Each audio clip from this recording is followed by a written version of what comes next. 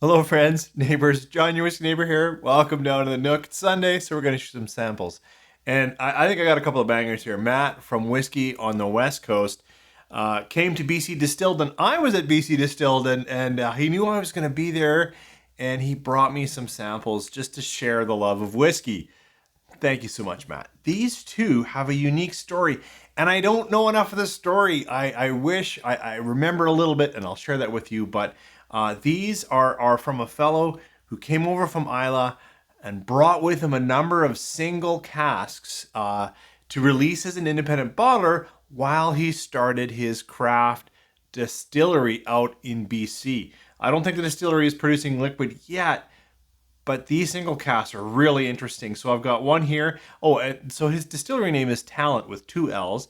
Tallant Distillery, and this one is a Bruichladdich 14-year-old port cask. And then the other one I've got is a Port Charlotte first fill ex bourbon. So these are two single casks. They're both big strengths, 56-ish percent.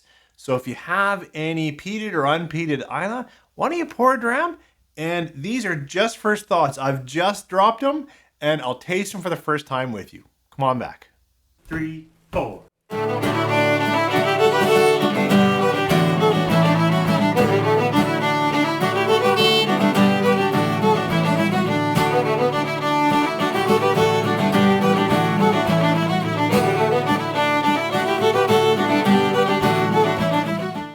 Thanks for joining me. I made a mistake when I poured these out, as I do on TikTok, and I didn't cap, and I don't have a whiskey coin here, so I've actually put Matt's card on top of this, because you've got to cap that Port Charlotte, because I don't want a lot of the smoke and the nose to come off that and influence what I've got over here in the Bruichladdich. This one, as I said, I don't know enough about it. Brought over by Simon Farrington. Simon grew up in the Hebrides and named his distillery after the defunct Tallant distillery, and brought with him some killer casks as the story was related to me. And one of them is this, this Bruichladdich 14-year-old port cask at 56.9%. So let's just nose some whiskey, see what comes off. Oh, rich, inviting, berry, dark berry, blackberry. But there's a darkness to it. By that I mean like full ripeness, cooked sugar.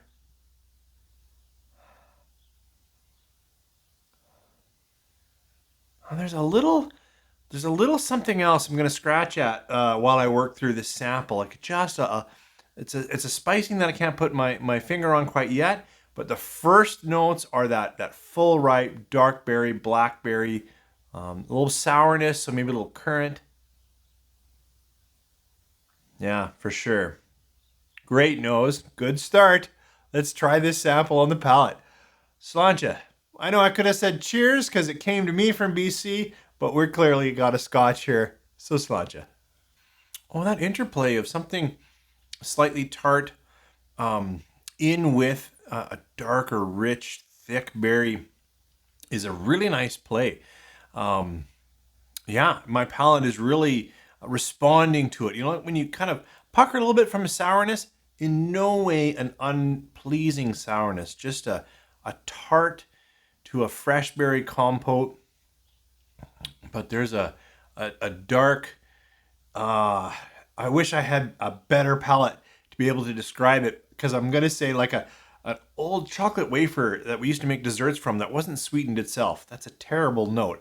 So let's just go, a darker chocolate, unsweetened, slightly bitter. But then there's a sour berry medley, like raspberry, blackberry, that are kind of cooked into a fruit compote that you might enjoy over ice cream. Yeah, there's some pretty unique qualities. I'll give it another sip. Actually, the second sip played a little more into some dark fruits, some nice chocolates, and a bit of graham cracker malt. It actually, second sip spoke more to its highlights and less to those unique first flavors that I wasn't really getting enough of. There's a little bit of older cask, like that means it's also, high ABV helps this. I'm just gonna go into like a longer finish that gives you some char. I'm getting a little bit of wood spice or black peppering, which could again be a bit of that heat, but it's not playing as hot. Although it is warm. At 56, what was it, 56.9? Of course it's got a hug. It's in the chest, but I'm just saying it's got some spicing now across the palate, moving in with and the fruits continue to move darker. A little bit of tobaccoed, a little bit of well cooked down dark fruits, and a unique sourness that keeps coming back just there at the end. Just a pretty cool dram. Thank you, Matt, for giving me the opportunity to try this. And if you're out in BC and there's any of these single casks left, I would hunt it down. This is excellent whiskey. Okay, on to the second sample from Whiskey on the West Coast. And this one is a Port Charlotte. It's also 14 years old. So they're both 14 years old. But this one is spent its life in first fill ex bourbon. It's 56.4. This was 56.9. I doubt my palate can determine that much difference. But of course, being Port Charlotte, I'm expecting, as I quickly tried to cap it, a little more, some smoke or brine or anything that would be coming off a peated dram. So let's give it a nose. Yeah, it's got some nice, it's interesting, the contrast. I'm quite sure these are natural colors. I don't know if that'll come across on the camera, but just a remarkable, clear example of, this one in port. You got lots of that kind of fortified red wine coloring, and this one is still that straw gold, light yellow note to it. I don't know how peated this is, but it's coming off a little bit vegetal, a little more briny.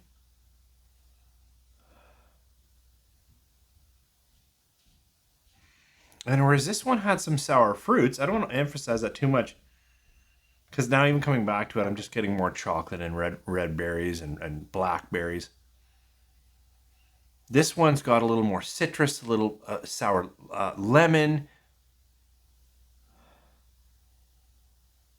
a little more vanilla than this one. Yeah, this one now is getting baking spices. This one's staying pretty true to that sort of light floral vanilla. But when I say light floral, no, wrapped up in that smoke. And here I'm getting vegetable peat, like a mossy peat with some brine or salty notes. I better get into this one. Sludge. Oh, that's good. That is so good. This one's much spicier for me. The palate is pepper, cracked pepper, black pepper, mixed in with wafts of smolder, beechwood. I'm getting more of that brine, slight seaweed. If I were to be mocked by my cousins, I'll paint you a picture. We're on the coast somewhere, so every now and then the sea breeze or the air's got some of that natural saltiness to it, and we've burnt a fire. We're on a camping trip kind of thing, because that's what I'm getting here. A little bit of more older smoke and older ash and on those kinds of things. I know those mental pictures are hilarious in the sense that I should be absolutely mocked for those, but sometimes a whiskey puts together a bunch of different flavors and evokes a memory. Here, I would just say, I would hope if you were sharing this with me, you would get some nice smoke on the nose and some nice vanilla, tart, lemon, citrus. And in the palate, it's going to have more hug, a fair amount of spice. I'm surprised how much more cracked pepper, black pepper is present here than I got here. Sure, I got baking spices here, but nothing. Took me a while. This one right away lit up my tongue, lit up my palate with some of that spice presence. And now we've got a bit of that ash, older campfire, that kind of thing, but it's long and it's farther out there. These are fantastic samples. Matt, it was a delight to meet you. And I now I'm paying attention to your channel because you're fantastic. The quality is excellent, and I just say it was so much fun to meet you. What a gift you've given me here. These are unique single casks. I don't know Simon Farrington and his story, so I didn't want to misrepresent. But I hope maybe you could host an episode with him and share more with the world. Thank you guys for joining me here. Thanks for sipping through a couple of killer single casks, and I hope your drams are just as good as these, and have a great work week ahead. Take care.